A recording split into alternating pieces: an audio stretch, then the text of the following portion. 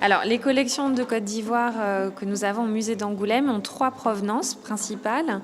Il faut savoir que c'est quand même le pays le mieux représenté de tous les pays africains qui sont visibles dans notre parcours permanent. C'est la Côte d'Ivoire qui a vraiment la part belle déjà.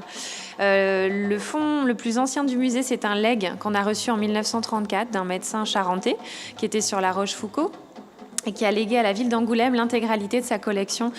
d'objets extra-européens. Donc ça, ce sont des œuvres qui arrivent dès les années 30 et qui sont tout de suite exposées au musée d'Angoulême. Et ensuite, on a 2 moments importants. On a la particularité d'avoir au musée d'Angoulême un don de la République de Côte d'Ivoire qui a été fait en 1996 en mémoire d'un grand ethnologue qui s'appelait Bohumil Aulas, qui était d'ailleurs un des premiers directeurs du musée national de Côte d'Ivoire. Et donc, on a eu ce don d'une partie de la collection Aulas via donc la République de Côte d'Ivoire dans les années 90 et en mémoire aussi à une personne qui a longtemps résidé en Côte d'Ivoire, la famille de Luin a fait aussi de très très nombreuses donations dont ces figurines, ces têtes en terre cuite que vous avez là, qui sont des pièces archéologiques issues de fouilles et qui sont en fait des têtes funéraires commémoratives de personnes défuntes.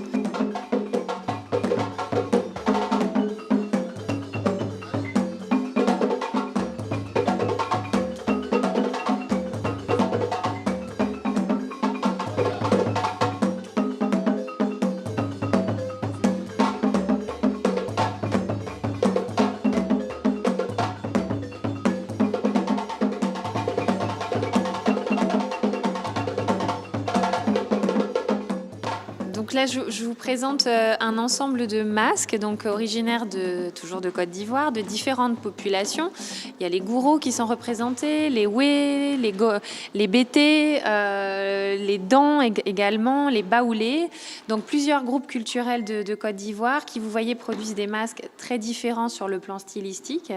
On a cette série de masques un peu effrayants qui vient de la partie, on va dire, sud-ouest de la Côte d'Ivoire, à la frontière avec le Libéria notamment, et qui ont la particularité d'évoquer des esprits de la brousse. Et en fait, ils ont un caractère effrayant qui a vocation à repousser ces esprits néfastes pour protéger en fait les villages, mais leur finalité, elle est plutôt protectrice en fait et bienveillante envers les habitants des communautés. Donc ce sont des masques qui font peur à la population, mais qui en même temps sont bien perçus par elles parce qu'on a vocation à assurer leur bien-être. Après, on a d'autres propositions stylistiques très très différentes du côté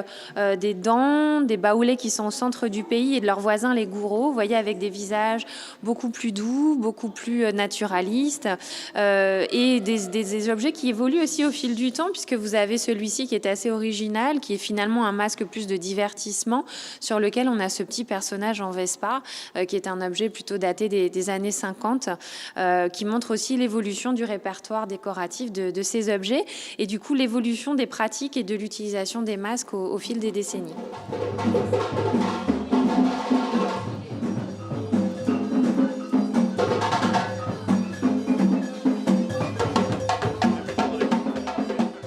Les derniers objets que je voulais vous présenter, ce sont ces très beaux fauteuils, tabourets qui viennent de l'ère culturelle Akan. Donc les Akan regroupent un ensemble de groupes différents, dont les Ashanti, les Ani, les Abrons notamment. On a des objets sensiblement similaires qui existent sur ces 2 territoires, mais qu'on a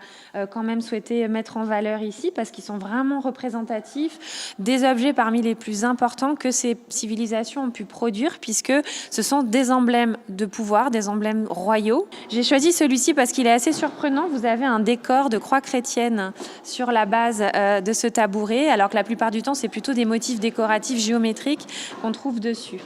Et on se rend compte en fait qu'avec l'arrivée des Portugais dès la fin du XVe siècle, et donc de chaises de forme vraiment occidentale qui arrivaient par bateau, elles ont été incorporées dans les pratiques artistiques des populations Ashanti, mais ils se sont, vous voyez, complètement, ils se sont appropriés cet objet-là et ils l'ont customisé, si je puis dire, à leur manière, pour en en gardant, si vous voulez, la même symbolique, mais ils se sont servis de clous de tapissier en laiton, de très très beaux éléments décoratifs. Ils ont souvent revêtu les assises de belles pièces de cuir, et donc on arrive à un objet très luxueux qui faisait partie donc de ces régalia, ces objets de pouvoir des peuples achantis.